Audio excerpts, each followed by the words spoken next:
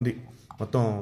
అంటే శాలిగ్రామం ఇదయ్యి వచ్చేటప్పుడు బ్యాగుల్లో మరి ఏమైందో బై మిస్టేక్గా ఇది ఇంతవరకు ఊడిపోయిందండి. అయితే మీకు ఇప్పుడు చూపిస్తా చూడండి, ఎంత విశిష్టతో చూడండి. ఇక్కడ సాక్షాత్ నారాయణ స్వరూపం. శ్రీ మహావిష్ణవే నమః.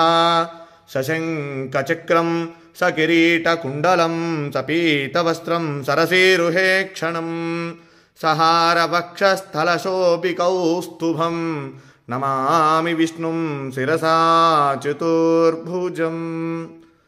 మనం నమ్మం కదా చెప్తే.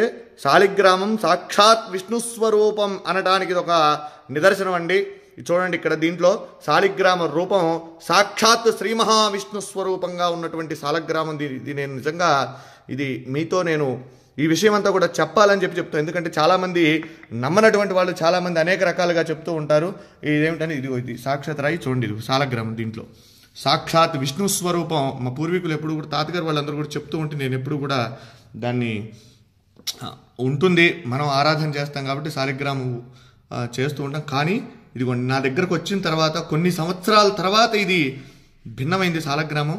అయితే దాంట్లో సాక్షాత్ నిజంగా ఒళ్ళు గగురు పొడిచినాయండి. ఈ శాలిగ్రామంలో ఉన్నటువంటి శ్రీ మహావిష్ణువుని చూడగానే నాకైతే నిజంగా కళ్ళల్లోంచి నీళ్లు ఆగలేదండి.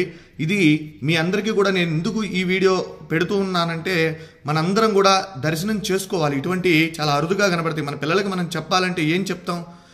ఏదో జరిగిందిలే ఉందిలే అనుకోవటం కాదు. శాలిగ్రామం ఏంటంటే, శాలిగ్రామం చూడండి, ఇది నేపాల్లో గండకీ నదిలో ఇవి శాలిగ్రామాలు మనకి నిక్షిప్తం అవుతూ ఉంటాయండి, అక్కడ దొరుకుతూ ఉంటాయి.